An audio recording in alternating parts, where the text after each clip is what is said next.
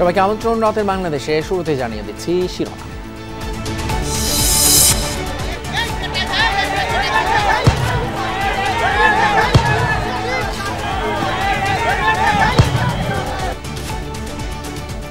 চাঁপাইনবাবগঞ্জের কিরণগঞ্জ সীমান্তে বাংলাদেশি এবং ভারতীয়দের মধ্যে উত্তেজনা। বিএসএফ এর সাউন্ড গ্রেনেড নিক্ষেপের নিন্দা বিজিবির। গাছ এবং ফসল কাটা নিয়ে বিরোধ। ওদের জনগণ বিএসএফ এর সহায়তায় আপনার এভাবে ওরা আমাদেরকে হাইসায়া কাট্টা বললাম, তারপরে তীর ছিল আপনার, তারপরে ককটেল মেরেছে, বোমা মেরেছে। গাছগাছালি, সরষা, বড়ই গাছ, তারপর হচ্ছে পেয়ারা বাগান সবগুলো তারা কেটে ফেলেছে।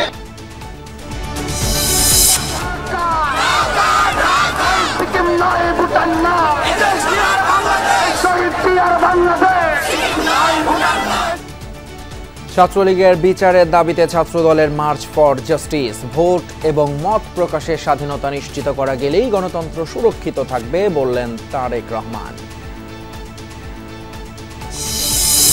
ছাত্র জনতার প্রাণের বিনিময়ে গোলামি থেকে মুক্তি পেয়েছে মানুষ। রাজশাহীতে কর্মী সভায় জামায়াতের আমির বললেন, চাঁদাবাজ দুর্নীতিবাজদের বিরুদ্ধে যুদ্ধ শেষ হয়নি।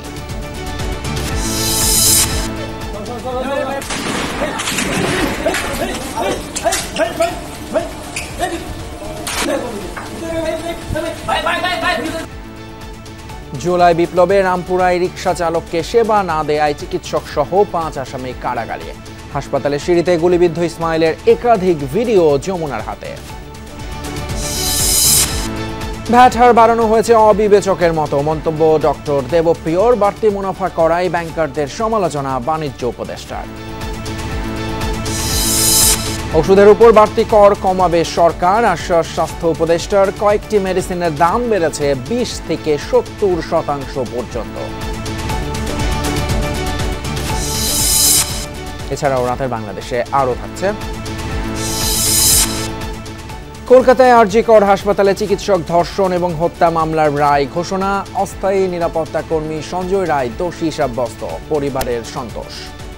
সবাই আমাদের সহযোগিতা করছে এবং বিচারটা ভালোভাবে পাইয়ে দেওয়ার জন্য চেষ্টা করছে, তার জন্য সবার কাছে আমি কৃতজ্ঞ। সঞ্জয়ের মৃত্যুদণ্ড চাইছে অবশ্যই।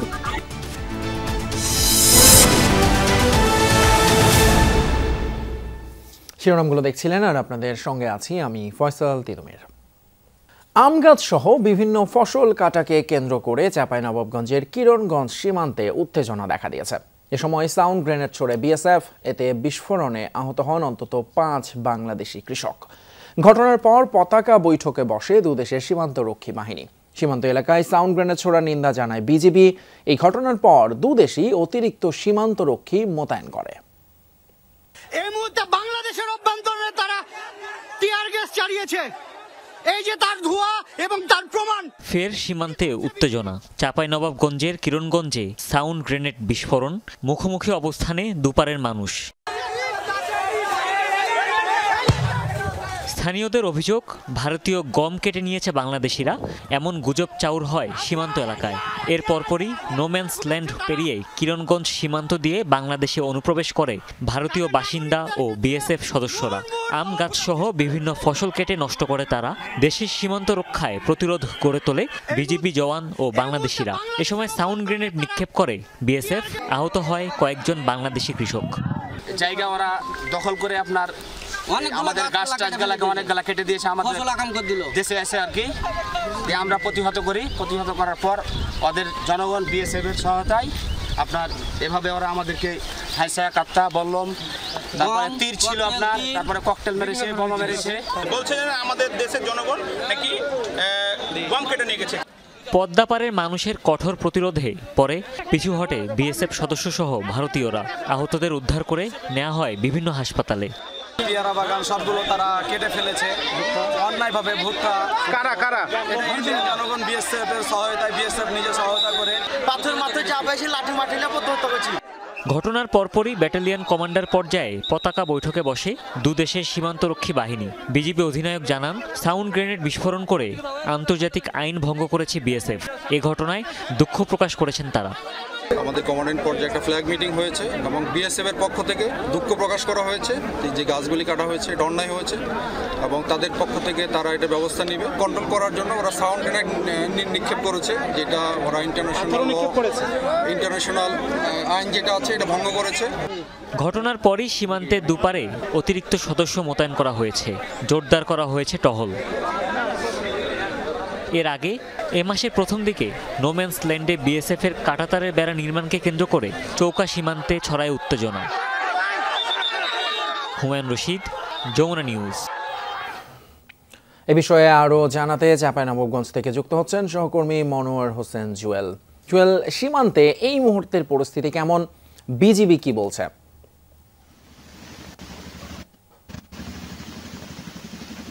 তিতুমির, এখন চাঁপাইনবাবগঞ্জের চৌকা এবং কিরণগঞ্জ সীমান্তটা রাতের বেলা যেহেতু স্বাভাবিকই আছে। সন্ধ্যার পর থেকে বা বিকেলের পর থেকে তেমন কোনো আর অপ্রীতিকর ঘটনা ঘটেনি। তবে সকাল থেকেই যে ধরনের ঘটনাগুলো ঘটেছে অনাকাঙ্ক্ষিত, তাতে উভয় পক্ষের যে এই নাগরিকরা, যেমন বাংলাদেশের বিশেষ করে নাগরিকরা হামলার শিকার হয়েছেন, অন্তত 5 থেকে 6 জন আহত হয়েছেন। এই বিষয়টা কিন্তু সীমান্তের মানুষ, যারা সাধারণ কৃষক বাংলাদেশিরা, তারা কিন্তু মেনে নিতে পারছেন না। কারণ ভারতীয় সীমান্তরক্ষী বাহিনী বিএসএফের তত্ত্বাবধানে, তাদের সহযোগিতায় কিন্তু ভারতীয় নাগরিকরা বাংলাদেশের ভূখণ্ডে অভ্যন্তরে এসে কিন্তু তারা হামলা চালিয়েছে। এখানকার অনেকগুলো বড়ই বাগান, পেয়ারার গাছ এবং আম গাছগুলো তারা কেটে ধ্বংস করেছে। এই বিষয় নিয়ে কিন্তু এলাকার মানুষজনের ক্ষোভ আছে। উপরন্তু আবার তাদের মাধ্যম দিয়ে কিন্তু আমাদের বাংলাদেশিদের উপর হামলা করা হয়েছে। অথচ তারা কিন্তু মিথ্যা অভিযোগ করেছিল যে তাদের গম ক্ষেতের গম কেটে নেওয়া হয়েছে। এখন এই সমস্ত বিষয়গুলো নিয়ে কিন্তু সাধারণ মানুষ অত্যন্ত ক্ষুব্ধ অবস্থায় আছে এবং ওই সময় কিন্তু সাধারণ মানুষ তাদের হামলা করার চেষ্টা করেছিল, কিন্তু বিজিবির শক্ত অবস্থান, অর্থাৎ তারা বিজিবি শান্তিপূর্ণ অবস্থান তৈরি করার জন্য বাংলাদেশের যারা সীমান্তের লোকজন ছিলেন হাজার হাজার, তাদেরকে কিন্তু সরিয়ে দেন দূরে। এই কারণে কিন্তু অনাকাঙ্ক্ষিত যে পরিস্থিতিটা, সেটা কিন্তু এড়ানো সম্ভব হয়েছিল। আর একটা বিষয় না বললে না তিতুমির, সেটি হচ্ছে যে এই সেই সীমান্ত যেখানে কিন্তু চৌকা গত 6, 7, 8 তারিখে কাঁটাতারের বেড়া নির্মাণকে কেন্দ্র করেই কিন্তু বিএসএফ এর সাথে বিজিবির মুখোমুখি অবস্থান হয়েছিল। এখন যে অবস্থাটা চলছে, তাতে রাতে আর তেমন কোনো সমস্যা নাই। বিএসএফ তাদের অতিরিক্ত সদস্য প্রত্যাহার করেছে, বিজিবিও প্রত্যাহার করেছে। লেফটেন্যান্ট কর্নেল গোলাম কিবরিয়া যেটি বলছিলেন যে বিজিবি দুঃখ প্রকাশ করার বিএসএফ দুঃখ প্রকাশ বিজিবির কাছে দুঃখ প্রকাশ করার কারণে কিন্তু পরিস্থিতি অনেকটা এখন স্বাভাবিক এবং বিজিবি সজাগ রয়েছে সীমান্তের প্রতিটি ইঞ্চি রক্ষা করার জন্য। তিতুমির, অসংখ্য ধন্যবাদ। মনোয়ার হোসেন জুয়েল যোগ দিয়েছেন চাঁপাইনবাবগঞ্জ থেকে, জানাচ্ছিলেন বাংলাদেশ ভারত সীমান্ত পরিস্থিতি। বৈষম্য বিরোধী ছাত্র আন্দোলন জুলাই গণ অভ্যুত্থানের সফলতা কক্ষিগত করতে চায় বলে অভিযোগ করেছেন ছাত্রদলের নেতারা। সংগঠনের সভাপতি বলেছেন, 15 বছরে ছাত্রদলের সংগ্রাম অস্বীকার করে নতুন ইতিহাস তৈরি করতে চাইলে তা ডাস্টবিনে ফেলে দেয়া হবে। নেতারা বলেন, ক্ষমতায় বেশি দিন থাকতে ঐক্য নষ্টের ষড়যন্ত্র চলছে। ছাত্রলীগকে দায় সারা নিষিদ্ধ নয়, অভিযুক্তদের ছাত্রত্ব বাতিল করে এবং আইনগত ব্যবস্থা নেয়ারও দাবি ছাত্রদলের। বিগত প্রায় 15 বছর নানাভাবে নির্যাতন নিপীড়নের শিকার ছাত্রদল। বিভিন্ন শিক্ষা প্রতিষ্ঠান সহ সংগঠনের নেতাকর্মীদের খুনের বিচারের দাবিতে মার্চ ফর জাস্টিস কর্মসূচির আয়োজন করে তারা, যা 5 আগস্টের পর প্রথম একক কোনো কর্মসূচি। হাজারো প্রাণের এই মিছিলে প্লেকার্ড আর স্লোগানে তুলে ধরা হয় 15 বছরে নিষিদ্ধ সংগঠন ছাত্রলীগের নিপীড়ন নির্যাতনের চিত্র। অংশ নেন ছাত্রদলের ভুক্তভোগী নেতাকর্মীরা।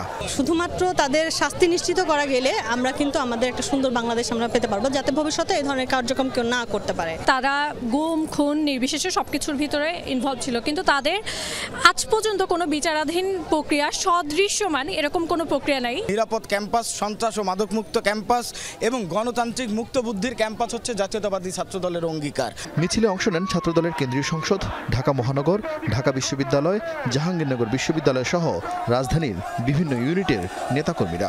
সোহরাওয়ার্দী উদ্যানের শিখা চিরন্তনের সামনে থেকে মিছিল শুরু হয়ে শাহবাগ, টিসি ঘুরে শহীদ মিনারে গিয়ে শেষ হয়। শিক্ষা প্রতিষ্ঠানগুলোতে যে ক্যান্টন, মিনি ক্যান্টনের বানিয়ে ফেলেছিল, সেখানে আজকে দেখবেন যে পরিবর্তিত প্রেক্ষাপটে হাসিনা মুক্ত বাংলাদেশে অনেক রকমের বয়ান তৈরি করতেছে, কিন্তু সেখানে কোথাও ছাত্রলীগের বিচার সংক্রান্ত সংক্রান্ত কোনো কথাবার্তা উঠে আসছে না। যারা প্রকাশ্য রাজনীতি করে তাদের সাথে সবস্থানে হলে ছিলাম অতীতেও, বর্তমানে আমরা থাকবো, ভবিষ্যতেও থাকবো। পরে সংক্ষিপ্ত সমাবেশে ছাত্রদল নেতারা বলেন ৭১ ও ২৪-এর পরাজিতের শক্তিকে ছাত্র সমাজ প্রতিহত করবে।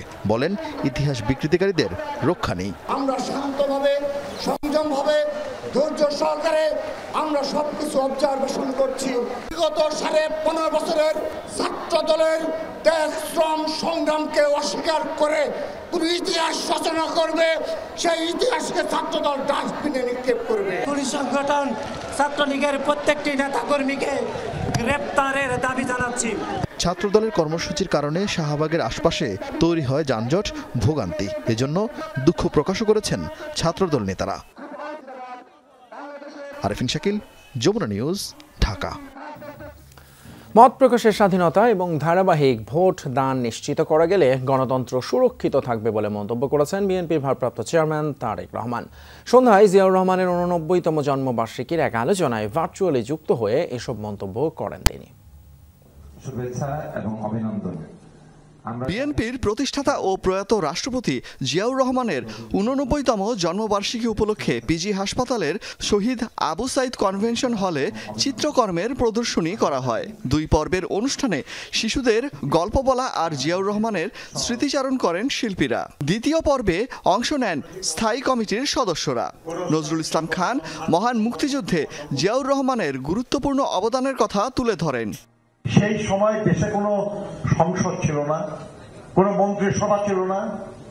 একদিন বয়সে একজন রাষ্ট্রপতি ছিলেন, সাধারণ সৈনিক তার অস্ত্র নিয়ে ঘুরে বেড়াচ্ছে। সেরকম একটা সময়ে দায়িত্ব গ্রহণের মতো সাহসিকতা, দেশপ্রেম, যোগ্যতা এবং জনপ্রিয়তা শুধু একজন মানুষের ছিল, আর তার নাম জিয়াউর রহমান। অনুষ্ঠানে ভার্চুয়ালি যুক্ত হন জিয়াউর রহমান ফাউন্ডেশনের প্রতিষ্ঠাতা প্রেসিডেন্ট ও বিএনপির ভারপ্রাপ্ত চেয়ারম্যান তারেক রহমান। বারবার বিরোধী শক্তিরা গণতন্ত্রকে ধ্বংসের চেষ্টা করছে, তা প্রতিরোধের উপায় নিয়ে আলোচনা করেন তিনি।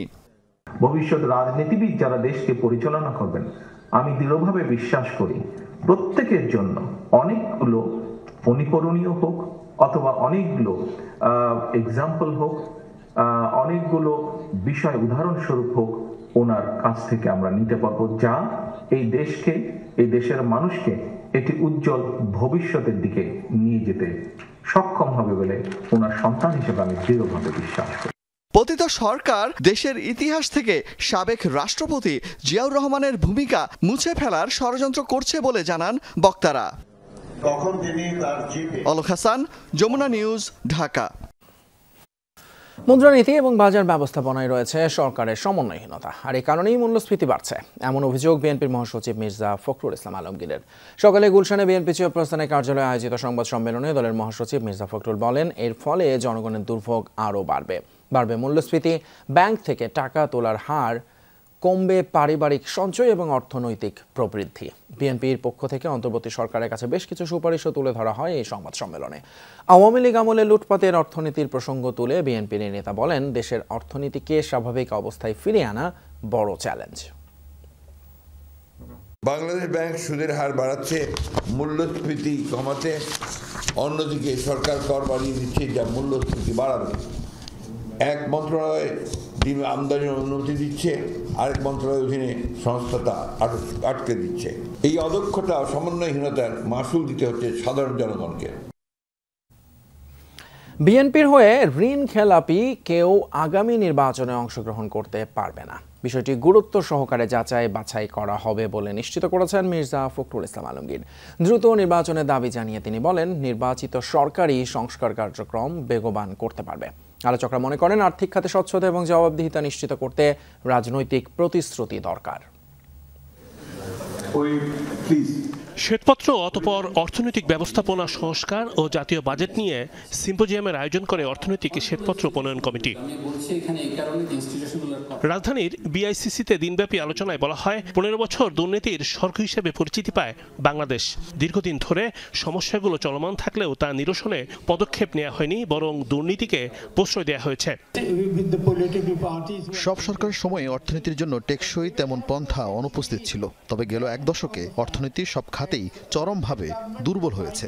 আমরা জানি সমস্যা কোথায়, কোন কোন জায়গায় সংস্কার প্রয়োজন। সেই কাজটি করতে হবে, সমাধানের পথ খুঁজতে হবে দ্রুত। স্বচ্ছতা, জবাবদিহিতা ঠিক রাখবো, জনগণের গণতন্ত্রের ধারা ঠিক রাখবো, এই কাজটা করা দরকার বলে আমরা মনে করি। রাতারাতি সবকিছুর পরিবর্তন সম্ভব নয় উল্লেখ করে বিএনপি মহাসচিব বলেন, একমাত্র নির্বাচিত সরকারই সমস্যাগুলোর দ্রুত সমাধান করতে পারবে। একটি নির্বাচিত সরকারই একমাত্র সরকার হতে পারে যারা এই সমস্যাগুলো সমাধান করতে পারে, কারণ তারা জনগণের ম্যান্ডেট নিয়ে আসে, তার সেই শক্তিটা তৈরি হয়। বিভিন্ন প্রতিষ্ঠানগুলো যা গণতন্ত্রের জন্য সবচেয়ে বেশি দরকার, রাষ্ট্রের জন্য দরকার, অর্থনীতির দরকার, সেই প্রতিষ্ঠানগুলোকে গত 15 বছরে একেবারে ভেঙে ফেলা হয়েছে। স্পষ্ট করে মির্জা ফখরুল বলেন, আগামী নির্বাচনে বিএনপি থেকে ঋণ খেলাপি কেউ প্রার্থিতা পাবে না। অবশ্যই আমরা ডিফল্টারদেরকে যেন নমিনেশন না পায় তার জন্য আমরা চেষ্টা করব, অত্যন্ত সচেতনভাবে চেষ্টা করব। সমাজের অবহেলিত খেটে খাওয়া মানুষদের চিন্তাগুলো রাজনৈতিক দর্শনে অন্তর্ভুক্ত করার তাগিদ দেন বিএনপি মহাসচিব।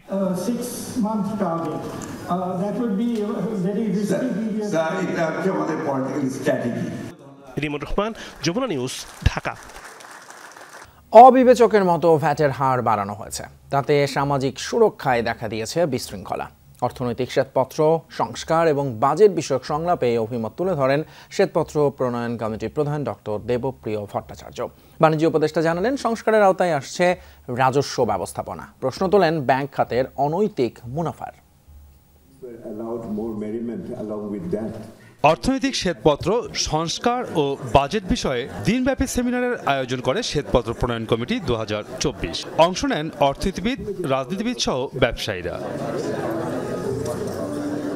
কমিটির সদস্যরা বলেন, অনেকে শ্বেতপত্রের ভুল ব্যাখ্যা করছেন, সুপারিশ এবং পরবর্তী পদক্ষেপ নিয়ে অনিশ্চিত বক্তব্য আসছে। প্রাতিষ্ঠানিক এবং প্রশাসনিক খাতে সরকার মনোযোগ দিলেও অর্থনৈতিক সংস্কারে মনোযোগের ঘাটতি আছে।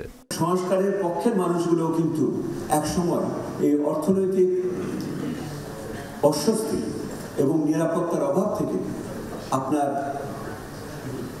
সুষম সংস্কারের পক্ষ থেকে কিন্তু সরে যেতে পারে। বক্তারা বলেন, প্রবৃদ্ধির হার কমছে, এটা যে বাড়বে তারও কোনো সম্ভাবনা নেই। অর্থনীতি ঘুরে দাঁড়াতে প্রয়োজন নীতি, রাজনীতি ও প্রবৃদ্ধির সংমিশ্রণ। আগামীতে আমরা যে পর্যায়ে অর্থনীতি যে একটা নাজুক পর্যায়ে এখন আছে, সেখান থেকে বেরিয়ে আসতে তিনটা জিনিস গুরুত্বপূর্ণ। একটা হলো নীতি, দ্বিতীয় হলো রাজনীতি, আর তৃতীয় হলো প্রবৃদ্ধি। দেশের আর্থিক পরিস্থিতি নিয়ে উদ্বেগ প্রকাশ করেন অর্থনীতিবিদরা। বলেন, আইএমএফের চাপে সাধারণ মানুষের উপর ভ্যাট ও করের বোঝা চাপিয়ে দেয়া অমানবিক। চিন্তা করেন যে আইএমএফ 3 বছরে যে পরিমাণ লোন দেয়, রেমিটেন্স যেটা আমরা আজকে শুনলাম, রেমিটেন্স তার থেকে 2 মাসের তার থেকে বেশি আসে। অথচ রেমিটেন্স যারা পাঠায় তারা গুরুত্ব নাই, অথচ আইএমএফ এর কথা শুনে জনগণের উপর একটা বোঝা চাপানো হচ্ছে। আগামী বাজেটে ভ্যাট ও কর নিয়ে বড় ধরনের সংস্কার আসতে পারে বলে জানান বাণিজ্য উপদেষ্টা। ব্যাংক ও আর্থিক প্রতিষ্ঠানগুলোকে আরো বেশি বিনিয়োগ বান্ধব নীতি গ্রহণের আহ্বান জানিয়ে বলেন, মন্দাবস্থায় ব্যাংকগুলো অনৈতিক মুনাফা করেছে। আমরা দেখেছি যে গত ডিসেম্বরে ব্যাংকগুলো কি পরিমাণ প্রফিট করেছে, কোনো ক্রেডিট গ্রোথ নাই। আমরা বলছি যে ব্যবসার কনফিডেন্স খুব খারাপ। এই ধরনের প্রফিট এই ব্যাংকগুলো কিভাবে করে? It's immoral, it's clearly immoral. So we really need to revisit. রাজনৈতিক ঐক্য ছাড়া কোনো ধরনের সংস্কার টেকসই হবে না বলে মনে করেন রাজনীতিবিদরা। Every problem at the end require a political solution, আজ হোক কাল হোক, এবং পলিটিক্যাল ইউনিটি। ডেফিনেটলি আপনি অন্তর্ভুক্তিমূলক পলিটিক্যাল ইউনিটি, এটার বাইরে তো আর কিছু করার নাই। বিগত আওয়ামী লীগ সরকারের পাচারকৃত অর্থ ফেরত আনার জন্য আগামী বাজেটে বরাদ্দের পরামর্শ দেন বক্তারা। মাসুদুজ্জামান রবিন, যমুনা নিউজ, ঢাকা। দেশে গত 4 আগস্ট থেকে পরবর্তী 5.5 মাসে 40টি মাজার, সুফি সমাধিস্থল এবং দরগাহে 44টি হামলার ঘটনা ঘটেছে। এসব হামলায় ভাঙচুর, ভক্তদের উপর আক্রমণ, মাজারের সম্পদ লুটপাট এবং আগুন দেওয়ার অভিযোগ পেয়েছে পুলিশ। পুলিশের এই তথ্য শনিবার গণমাধ্যমকে জানিয়েছেন অন্তর্বর্তী সরকারের প্রধান উপদেষ্টার প্রেস উইং। তারা আরও জানায়, 44টি হামলার ঘটনাতেই আইনি ব্যবস্থা নেওয়া হয়েছে, গ্রেপ্তার করা হয়েছে 23 জনকে। প্রধান উপদেষ্টা প্রেস উইং জানায়, মাজারে হামলার সবচেয়ে বেশি 17টি ঘটনা ঘটেছে ঢাকা বিভাগে। এছাড়া চট্টগ্রাম বিভাগে 10টি এবং ময়মনসিংহ বিভাগে 7টি হামলার ঘটনা ঘটে। ময়মনসিংহ বিভাগের শেরপুর জেলায় একটি মাজারে 4 দফা হামলা চালানো হয়। প্রেস উইং আরও জানায়, অন্তর্বর্তী সরকার মাজারে যে কোনো হামলার বিরুদ্ধে জিরো টলারেন্স নীতি গ্রহণ করেছে। নিজেদের পরাক্রমশালী ভাবতে শুরু করেছিল শেখ হাসিনা এবং আওয়ামী লীগের নেতাকর্মীরা। তাদের বিরুদ্ধে যারাই আওয়াজ তুলেছে তাদের কপালেই জুটেছে নানান রকম নির্যাতন। রাজশাহীতে জামায়াতের কর্মী সভায় এসব কথা বলেন দলের আমির ডক্টর শফিকুর রহমান। তিনি বলেন, চাঁদাবাজ, ঘুষ, বাণিজ্য এবং দুর্নীতিবাজদের বিরুদ্ধে এখনও যুদ্ধ শেষ হয়নি। দুর্নীতি এবং বৈষম্যহীন সমাজ বিনির্মাণে আন্দোলন চালিয়ে যাওয়ার আহ্বান জানান জামায়াতের আমির। দীর্ঘ 15 বছর পর রাজশাহীতে জামায়াতে ইসলামীর বড় জমায়েত। সম্মেলনে অংশ নিতে সকাল থেকেই রাজশাহী মাদ্রাসা মাঠে জড়ো হতে থাকেন নেতাকর্মীরা। কুরআন তেলাওয়াতের মাধ্যমে শুরু হয় কর্মী সম্মেলন। যোগ দেন দলের আমির ডাক্তার শফিকুর রহমান। তিনি বলেন, জুলাই বিপ্লবে নিহতদের স্তূপ করে আগুন জ্বালিয়ে দেওয়া হয়েছে, গুম করা হয়েছে মরদেহ। তাদের রক্তের বিনিময়েই জোর করে চাপানো গোলামি থেকে মুক্তি পেয়েছে এদেশের মানুষ। আন্দোলনের শেষ দিনগুলোতে ইন্টারনেট বন্ধ করে দিয়ে সব কিছু অন্ধকারে রেখে অনেক লাশ গুম করা হয়েছে। স্তূপে স্তূপে লাশ ট্রাকের পর ছুঁড়ে মারা হয়েছে। তারপরে পেট্রোল ছিটিয়ে আগুন দিয়ে লাশগুলোকে ছাই বানায় ফেলা হয়েছে। যারা রক্ত দিয়ে আজকের এই পরিবেশ আমাদেরকে দিয়ে গিয়েছে, তাদের কাছে আমরা এবং সারা জাতি ঋণী এবং কৃতজ্ঞ। যতদিন দেশের চাঁদাবাজি, দুর্নীতি ও ঘুষ বাণিজ্য থাকবে, ততদিন যুদ্ধ চলবে বলেও জানান জামায়াতের আমির। যুদ্ধ আমাদের শেষ হয়নি। আমাদের সন্তানেরা স্লোগান দিচ্ছে এখনো, আবু সাইদ মুগ্ধ, শেষ হয়নি যুদ্ধ। লড়াই চলবে ইনশাআল্লাহ। কতক্ষণ? যতক্ষণ না ইনসাফ এই জমিনে কায়েম হয়। ডাক্তার শফিকুর রহমান বলেন, নিজেদের পরাক্রমশালী ভাবতে শুরু করেছিল শেখ হাসিনা এবং আওয়ামী লীগের নেতাকর্মীরা। তাদের বিরুদ্ধে যারাই আওয়াজ তুলেছে তাদের কপালে জুটেছে নির্যাতন। তারা মনে করেছিল নিজেই সার্বভৌম। সার্বভৌম মানে সর্বময় ক্ষমতার মালিক। আমাদের অপরাধ, আমরা কেন বললাম যে সমস্ত ক্ষমতার মালিক একমাত্র আল্লাহ তাআলা? আমাদের নেতৃবৃন্দকে ফাঁসির রশিতে ঝুলানো হয়েছে, বাকিদেরকে মৃত্যুর দিকে ঠেলে দেওয়া হয়েছে। বাংলাদেশ ধর্ম, বর্ণ, গোষ্ঠী নির্বিশেষে সবার জন্য বলেও মন্তব্য করেন জামায়াতের আমির। দল, ধর্ম, গোষ্ঠী নির্বিশেষে এটি আমাদের সকলের বাংলাদেশ। জারিন অর্নি, যমুনা নিউজ। প্রতিবেশী দেশের সাথে আমরা শত্রুতা নয়, তবে সার্বভৌমত্বের প্রশ্নে কোনো ছাড় দেয়া হবে না বলে মন্তব্য করেছেন জাতীয় নাগরিক কমিটির সদস্য সচিব আখতার হোসেন। চাঁপাইনবাবগঞ্জের সীমান্তে ভারতীয় আগ্রাসনের ঘটনায় বিক্ষোভ মিছিল শেষে এই মন্তব্য করেন তিনি। চাঁপাইনবাবগঞ্জ সীমান্তে অস্থিরতার ঘটনায় তাৎক্ষণিক প্রতিক্রিয়ায় রাজধানী বাংলা মোটরে কেন্দ্রীয় কার্যালয়ের সামনে থেকে মশাল মিছিল বের করে জাতীয় নাগরিক কমিটি। মিছিলটি শাহবাগ মোড়ে গিয়ে শেষ হয়। এ সময় নেতাকর্মীরা ভারতের আগ্রাসন বিরোধী বিভিন্ন স্লোগান দেয়। বিক্ষোভ মিছিল শেষে জাতীয় নাগরিক কমিটির সদস্য সচিব আখতার হোসেন বলেন, প্রতিবেশী রাষ্ট্র ভারতের সাথে কোনো বিদ্বেষ নেই, কিন্তু ভারতের আগ্রাসন কোনোভাবেই মেনে নেওয়া হবে না। গণঅভ্যুত্থানে আহত রিকশাচালক ইসমাইল চিকিৎসা না পেয়ে মৃত্যুর ঘটনায় গ্রেপ্তার ডেল্টা হেলথ কেয়ারের চিকিৎসক, নার্স এবং নিরাপত্তা প্রহরী সহ 5 জনকে কারাগারে পাঠিয়েছেন আদালত। শুক্রবার রাতে রাজধানী থেকে তাদের গ্রেপ্তার করে হাতিরঝিল থানা পুলিশ। এদিকে গত 19 জুলাই রামপুরে হাসপাতালের সামনে পুলিশের গুলিতে আহত ইসমাইলের 3টি ভিডিও ক্লিপ এসেছে যমুনা নিউজের হাতে। ভিডিও ফুটেজে দেখা যায় রামপুরা ডেল্টা হেলথ কেয়ার হাসপাতালের সিঁড়িতেই পড়ে আছে ইসমাইল। 19 জুলাই বিকালে 3টা নাগাদ পুলিশের গুলিতে আহত হয় ইসমাইল। সাহায্যের আশায় হাসপাতালের শরণাপন্ন হন। হামাগুড়ি দিয়ে ভেতরে নেওয়ার আকুতি জানায় ইসমাইল। ঘণ্টা দুয়েক একই স্থানে পড়ে থাকলেও এগিয়ে আসেনি কেউই। একসময় হাসপাতালের ভেতরে থেকে কেউ কেউ ইসমাইলকে ভেতরে নেওয়ার চেষ্টা করলে পুলিশের এলোপাথারি গুলির ভয়ে সরে যান সবাই। ইসমাইলকে চিকিৎসার অসহযোগিতার অভিযোগে 5 জনকে গ্রেফতার করে পুলিশ। শনিবার সকালে নেওয়া হয় আদালতে। তবে পুলিশ আসামিদের রিমান্ডে না চেয়ে জেলে পাঠানোর আবেদন করলে সে মতেই নির্দেশ দেন আদালত। কর্তব্যরত ডাক্তার, তার উচিত ছিল সেই রিক্সাওয়ালাটাকে সেখানে রিসিভ করে সে আহত ব্যক্তিকে চিকিৎসা দেওয়া।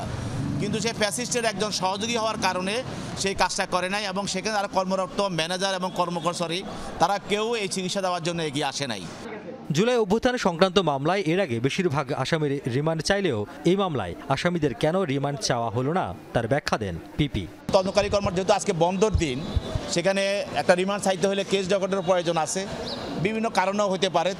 অতএব এই মামলায় অবশ্যই রিমান্ডের প্রয়োজন আছে, সেটা পরবর্তীতে তদন্তকারী কর্মকর্তা তাদের জন্য রিমান্ড প্রার্থনা করবেন এবং তাদেরকে সেই হিসাবে পরবর্তীতে আইনগত ব্যবস্থা গ্রহণ করা হবে। রিমান্ড আবেদন না থাকায় এদিন আসামিদের আদালতে উপস্থাপন করা হয়নি। রিয়াজ রায়হান, যমুনা নিউজ, ঢাকা। কারণে অকারণে বাড়ছে ওষুধের মূল্য। অন্তর্বর্তী সরকারের আমলে এই কয়েকটি ওষুধের দাম বেড়েছে 20 থেকে 70% পর্যন্ত, যাতে দিন শেষে টান পড়ছে রোগীদের পকেটে, বাড়ছে চিকিৎসার খরচ। তেমন কিছু করার নেই বলছে ঔষধ প্রশাসন অধিদপ্তর। কার্যকর ব্যবস্থা নেওয়ার তাগিদ অবশ্য দিচ্ছেন বিশ্লেষকরা।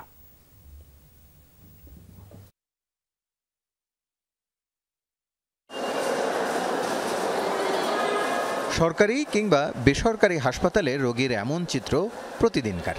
অস্বাস্থ্যকর শহরে নানান রোগ নিরাময়ের উপায় খোঁজেন মানুষ, কিন্তু চিকিৎসা ব্যয় বাড়ছে মুড়ি মুরগির মতো।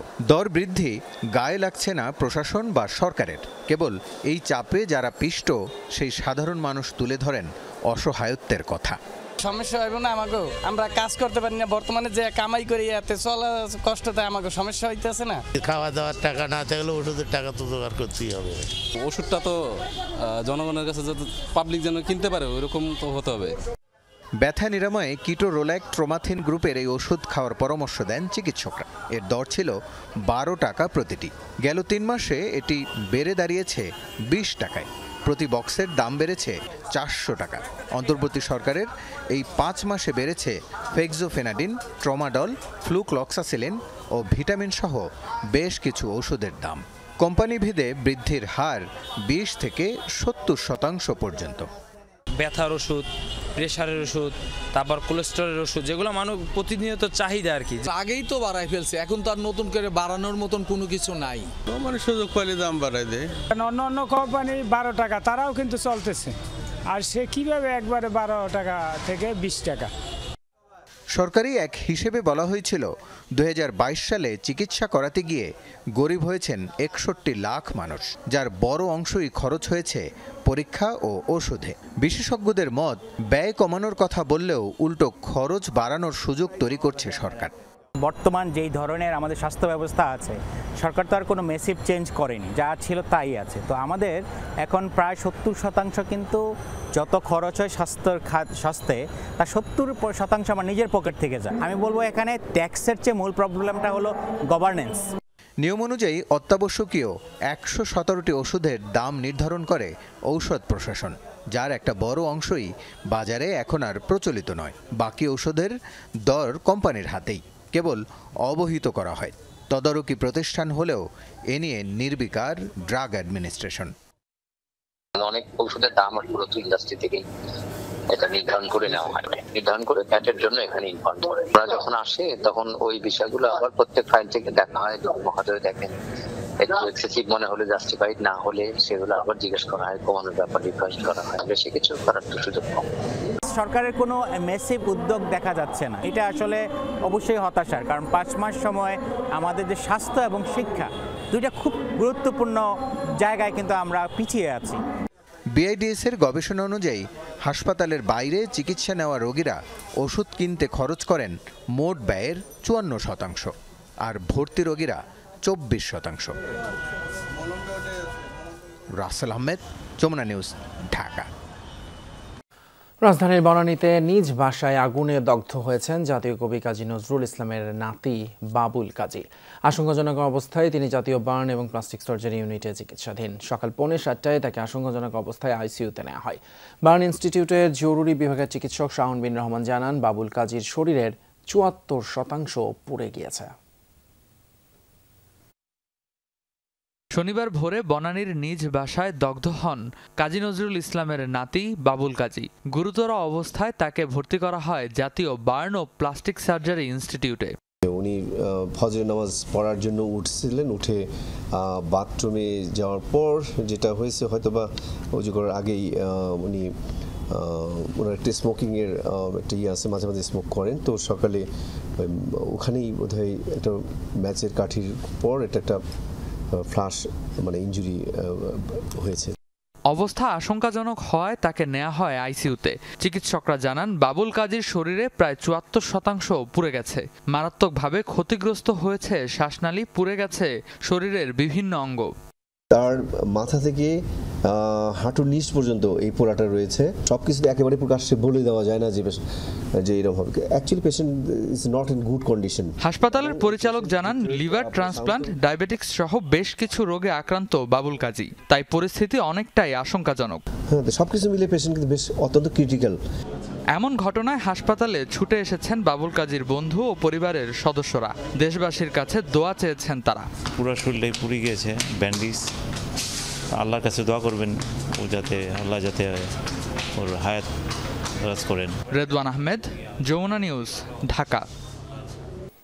রাজধানীর হাজারীবাগে ফিনিক্স ভবনের আগুনের ক্ষয়ক্ষতি এখনও নির্ধারণ করা যায়নি। অগ্রগতি নেই তদন্ত কাজেও। আগুনে পোড়া কারখানায় ধ্বংসস্তূপ দেখে হাহাকার বাড়ছে ক্ষতিগ্রস্ত ব্যবসায়ীদের। তারা জানান ভবনটিতে থাকা ৮-৯টি কারখানা গুদাম পুড়ে ছাই। সরেজমিনে দেখা গেছে অগ্নি নির্বাপনের কোনো প্রস্তুতিও ছিল না সেখানে।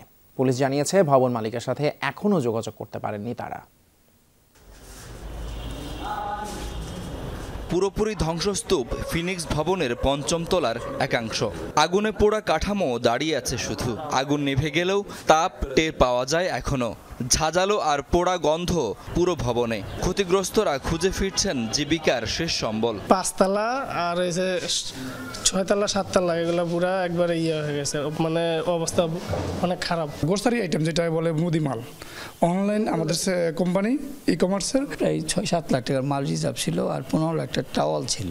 অনেকের গুদাম ছিল পণ্যে ভর্তি, তাই বিচ্ছিন্নভাবে ক্ষয়ক্ষতির হিসাব বলতে পারছেন ব্যবসায়ীরা। কিন্তু আগুনের সমন্বিত ক্ষতি নির্ধারণ সম্ভব হয়নি। বিভিন্ন জন, কেউ গার্মেন্টস, কেউ জুতা, কেউ প্লাস্টিক। যেখানে মেশিন ছিল প্রায় ১.৫ কোটি টাকার, ১.৫ কোটি প্লাস হবে মেশিনই ছিল। আমার এক গাড়ি মাল পুড়ে গেছে, বাজার মূল্য মিনিমাম ৭.৫ লক্ষ টাকা। তদন্ত কমিটির কোনো দৃশ্যমান কার্যক্রমও নেই। পরিদর্শন করেছে পুলিশের একটি দল। তারা জানান কোনো হতাহত নেই। কার কি পরিমাণ যন্ত্রপাতি ছিল এগুলো সবগুলো একত্রে কম্পাইলেশন করলে তাহলে বলা যাবে যে ক্ষয়ক্ষতি কি পরিমাণ হয়েছে। আমাদের সাথে ভবনের কোনো মালিক এখন পর্যন্ত যোগাযোগ আমাদের সাথে করেননি বা আমরা তাদের সাথে যোগাযোগ করার চেষ্টা করতেছি। ফিনিক্স ভবনে আগে ছিল ট্যানারি। হাজারীবাগ থেকে ট্যানারি সরানোর পর এখানেও বন্ধ হয় কার্যক্রম। পরে কারখানা ও গুদামের জন্য ভবনটি ভাড়া দেন ভবন মালিক। কোনো ভবনে কারখানা স্থাপন করতে হলে ভবনটি নির্মাণে এবং কারখানা স্থাপনে বেশ কিছু নীতিমালা মানতে হয়। কিন্তু এই ফিনিক্স ভবনে কারখানা স্থাপনের ক্ষেত্রে কোনো ধরনের নীতিমালা মানা হয়নি, যে কারণে এই কারখানাগুলোতে অগ্নি নির্বাপন ব্যবস্থাপনা কখনোই গড়ে ওঠেনি। তাই আগুন লাগার পর তাৎক্ষণিক কোনো প্রতিরোধ গড়তে পারেনি কারখানাগুলোর শ্রমিকরা। শাকিল হাসান, যমুনা নিউজ, ঢাকা। আওয়ামী লীগ এবং তাদের দোসররা ব্যতীত সবাইকে নিয়ে আগামী দিনের জাতীয় সরকার গঠনের দাবি জানিয়েছেন গণ অধিকার পরিষদের সভাপতি নুরুল হক নূর। বিকেলে রংপুরের গঙ্গাচড়া উপজেলার অডিটোরিয়ামে গণ অধিকার পরিষদ আয়োজিত মতবিনিময় সভায় নূর বলেন, জাতীয় সরকার না হলে দেশে ভয়াবহ পরিস্থিতি তৈরি হবে। গণ অভ্যুত্থানের পর অংশীজনদের নিয়ে জাতীয় সরকার গঠন করলে ডক্টর ইউনূস সরকার এখন যে চাপ অনুভব করছে সেটি হতো না বলেও মন্তব্য করেন তিনি। পরিষদের অধীনে নৌর নেতৃত্বের উপর দেশবাসীকে আস্থা রাখার আহ্বান জানান তিনি। পরে নীলফামারী জলঢাকায় গণসমাবেশে যোগ দেন নুরুল হক। কলকাতার আরজি কর হাসপাতালে চিকিৎসক ধর্ষণ এবং হত্যা মামলার রায় ঘোষণা করেছেন আদালত। মূল অভিযুক্ত অস্থায়ী নিরাপত্তা কর্মী সঞ্জয় রায়কে দোষী সাব্যস্ত করা হয়েছে। সোমবার সাজা ঘোষণা করা হবে। শনিবার সকালে শিয়ালদহ আদালতে হাজির করা হয় আসামি সঞ্জয় রায়কে। এ সময় পুরো আদালত চত্বরে নেওয়া হয় কড়া নিরাপত্তা। আদালত জানায়, সঞ্জয়কে দোষী সাব্যস্ত করার পর্যাপ্ত প্রমাণ রয়েছে আদালতের কাছে। গেল বছরের অগাস্টে নিজ কর্মক্ষেত্র আরজি কর হাসপাতালের সেমিনার হলে ওই নারী চিকিৎসকের মরদেহ উদ্ধার করা হয়। এই ঘটনায় ক্ষোভে উত্তাল হয়ে ওঠে পুরো পশ্চিমবঙ্গ। তোলপাড় শুরু হয় ভারতের অন্যান্য রাজ্যেও। দাবি ওঠে মুখ্যমন্ত্রী মমতা ব্যানার্জির পদত্যাগের। ধর্ষণ এবং হত্যার সাথে জড়িত থাকার অভিযোগে ওঠে সিভিক ভলান্টিয়ার পদধারী সঞ্জয় রায়ের। এছাড়া তথ্য প্রমাণ লোপাটের অভিযোগে হাসপাতালের সাবেক অধ্যক্ষ সন্দীপ ঘোষ এবং তৎকালীন ওসি অভিজিৎ মণ্ডলকেও গ্রেপ্তার করা হয়। খেলার খবর, ঢাকার ক্লাবগুলোর দেয়া 3 দিনের আলটিমেটামের পর কোনো চূড়ান্ত সিদ্ধান্ত আসেনি বিসিবির পক্ষ থেকে। গঠনতন্ত্র সংশোধন নিয়ে ক্ষুব্ধ ক্লাব কর্তারা শনিবার বিসিবি সভাপতির কাছে জমা দিয়েছেন স্মারকলিপি। আবারও হুঁশিয়ারি দিয়েছেন লিগ বর্জনের। তাদের চাওয়া বিসিবির গঠনতন্ত্রের সংস্কার কমিটির বিলুপ্তি। ভোট সভা শেষে সমস্যার সমাধানের আশ্বাস দিয়েছেন সভাপতি ফারুক আহমেদ। ক্লাবগুলোর ক্ষোভের প্রভাব পড়েছে 20 জানুয়ারি থেকে শুরু হতে যাওয়া প্রথম বিভাগ ক্রিকেট লিগের ট্রফি উন্মোচনেও।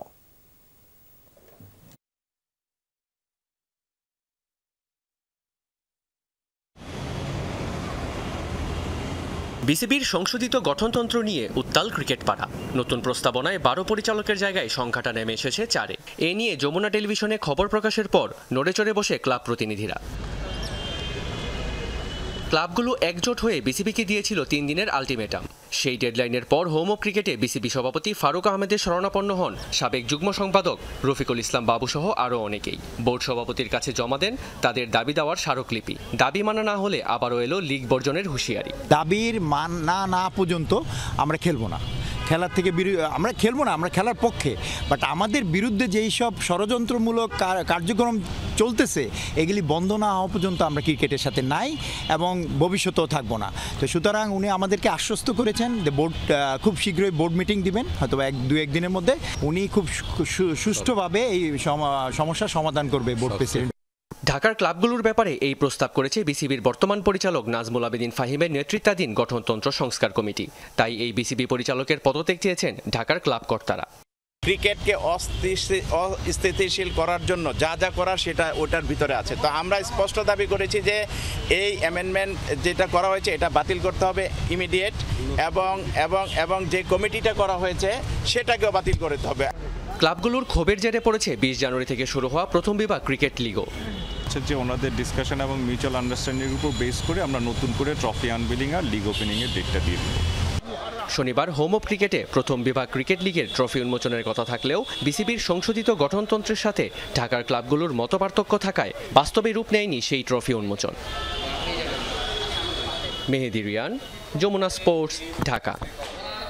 এর সঙ্গে শেষ করছি রাতের বাংলাদেশের এখনকার আয়োজন। এতক্ষণ আমাদের সাথে থাকার জন্য ধন্যবাদ আপনাদের সবাই।